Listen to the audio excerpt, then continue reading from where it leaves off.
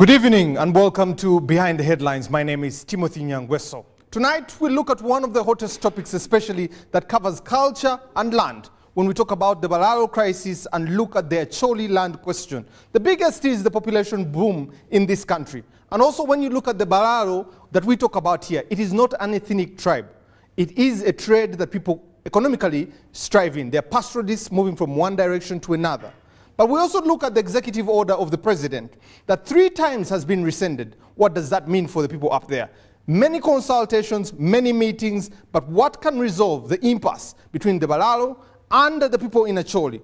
If it is communal land, and 70% of land both in East and Northern Uganda is communal land, only 6 to 8% of it is registered. What is the Ministry of Lands doing? What is the Ministry of Agriculture doing? But the president gives 5 pillars on which they need to live. He says if they have no fenced land, they need to live. And he says if they're destroying crops, if they're affecting their culture up there, if the dairy farms are not getting there, but also most of all, if they're not integrating with the people there, they need to be living. He has given them an ultimatum of 3 weeks. But let's give you perspective of what to look at even as we go. So the cattle corridor, if you look at Rwanda that is at the bottom there, this is basically Uganda. This marking in between the country, that's where it is. It covers quite a number of districts, both at the beginning here, in the middle. Let's look at East Africa, Uganda here, and we'll look at some of the districts it goes through. Mbarara, Isinjiro, Lyantonde, Mubende, Nakaseke, Nakasongola. And when we talk about Nakasongola, we're talking about going straight up to the north, but it also goes that side. Let's look at where it is in East Africa. Rwanda, Uganda, we have a bit of Tanzania here. We come into Uganda all the way into Kenya. So this whole part is the corridor, not just Uganda. With all the allegations that have been made about them coming from Rwanda, coming from Tanzania, from DRC Congo, and settled in Uganda. How did it happen? Allegations of 2017 all the way to date. The number is growing, and allegations of them being armed. But before I get into any details there, let's meet the panel. Over the last 3 decades, Uganda's population has more than tripled, from 14 million in 1990 to 48 million in 2023. This has had a significant social, political and economic pressure on our national development drive, and prudent use of resources is required. The pressure on land has been mounting from east to west, south to north. This, coupled with poverty, inadequate asset documentation, land tenure systems, traditional culture use of land, and the land ownership systems have simply exacerbated the land challenge in the face of population explosion. This Wednesday on your favorite program, Behind the Headlines, Timothy Nyangweso with a team of experts will examine the feasibility of traditional nomadic pastoralism in the 21st century in the face of the population explosion and add voices to the public discourse. On the panel, a former leader of opposition in parliament, an academician and farmer, Professor Maurice Ogenga Latigo, a historian, the NRM Electoral Commission Chairman Dr. Tanga Odoi, Senior Counsel Edgar Tabaro, the Dean at the School of Women and Gender Studies at Makerere, our very own Professor Sarah Sally, Honorable Flight Captain and the Senior Statesman Francis Babu. Join the conversation on Behind the Headlines on your public broadcaster, UBC, inspiring Uganda. Over the last 3 decades, Uganda's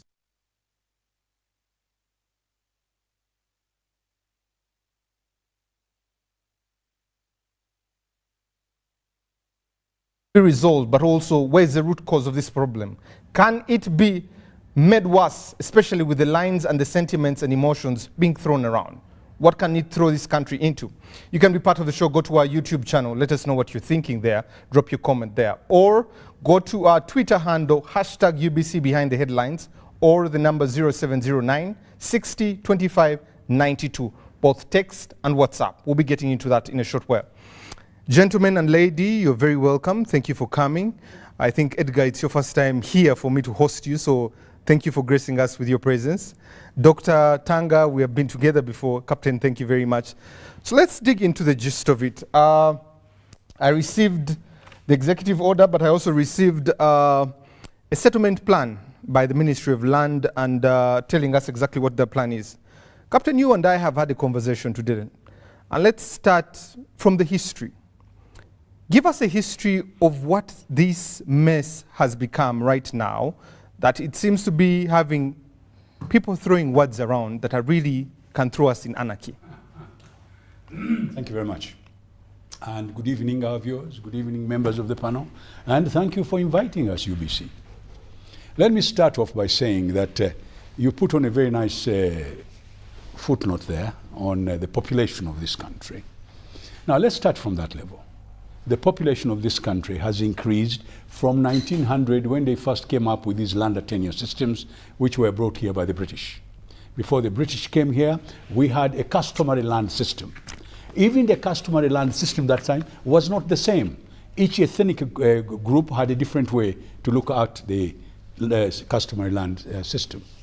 You now talk about population, and then you talk about it is historical and contemporary perspective, as we talk right now.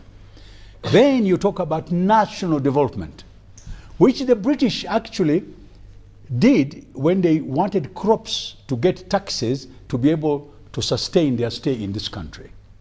So agriculture had a very big part to play in this country. But by doing so, it did encroach on that beautiful cattle corridor you've been talking about. It was called the range land, and it had a range tenure system.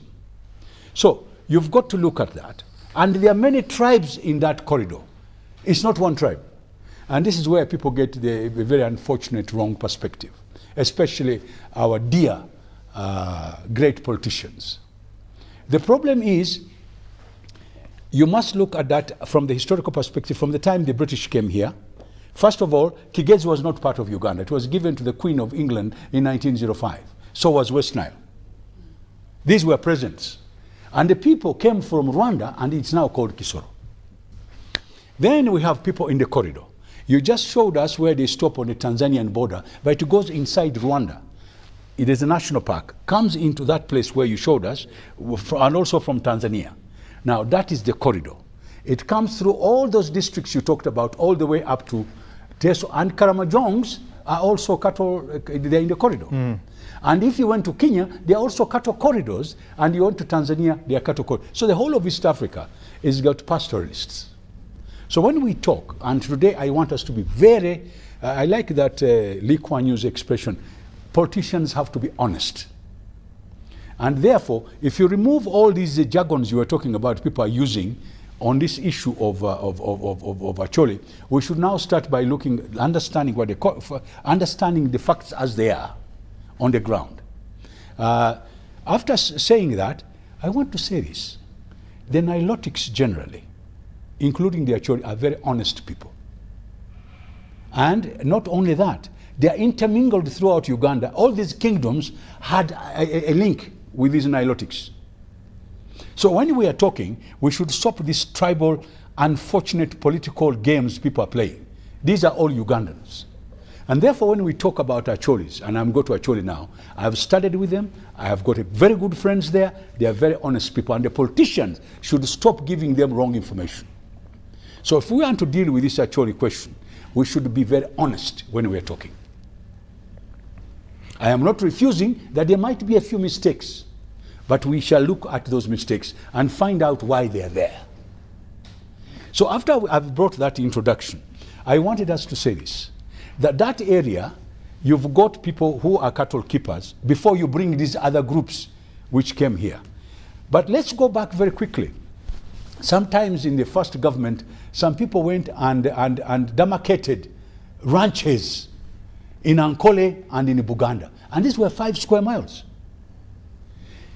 These indigenous community land, cattle grazing groups had now a problem. They were pushed out of those pieces. In fact, that is something that you should talk about. You should not keep quiet about it. I know some people when they first did that, they wanted the pastoralists to settle and do modern ranching. This is the idea every African has. We must do economic development by having commercial farming, but you must look at the political implications when you talk about this. As the population increases, the pressure gets on the land. Remember, when they first did all these things, the population was small. But as we talk, Yes, about 3 million. We are now talking about 48 million. So the pressure is increasing on land, both agriculture and pastoralists. Now the pastoralists want range. They don't want to stay in one place. They want rangeland. That rangeland has also got national parks in them. And we've got also minerals in those national parks, in those in the cattle corridor.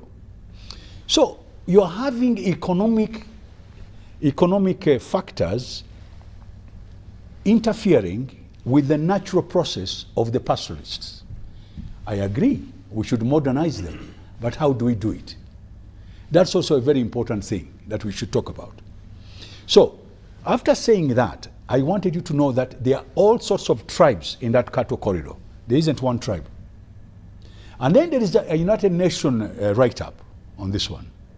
And there's a Kisamba Mugerwa write-up with MISA in Makerere, which talks about this and why they carried out a study on these pastoralists. Now, after that is said and done, there is something about the land question. People don't talk about the land question, but there is a land question problem here. You take 5 square miles, and I assume you have 40 ranches or 50 ranches, you can multiply 5 square miles. What does that come to? And then you remember there were people in there who were grazing in that area. Where do they go? Now, we've had land reform in this country. The first government had some land reform. Then in 1975, we had a bigger one, the decree made by then the government. And it turned the whole country into government land. But the people were never satisfied. So there was a conflict. And that conflict continued until we made our constitution. After getting that report from Kisamba Mugerwa and a few others, we were in the Constituent Assembly, we looked at all those factors. And we came out with about 3 to 4 tenure systems. We came out with the customary land, we came out with the minor land, freehold, leasehold, and the Bibanja tenants, stroke bona fide tenants. These are all part of the thing. We thought that would sort of ameliorate the problems. But remember, as we go on, there were very clever people in this country. The customary land in the area, because people say, oh, the north they have customary land. No, there are people who turn the customary land into freehold. And there are people who own land there, which is freehold. So we need to know all these things. We need to be honest to each other. What are these people who own freehold? And do these people have any political, any economic activities on the freehold? It is now come to my notice, and very clear. There are several issues in that place.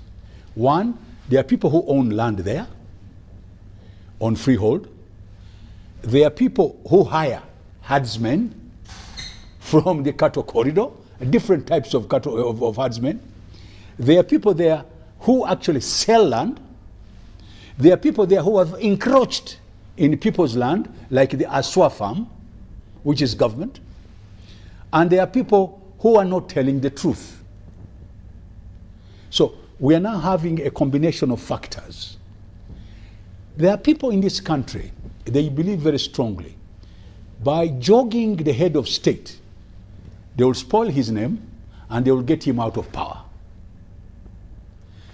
That is now the in thing. Abuse him,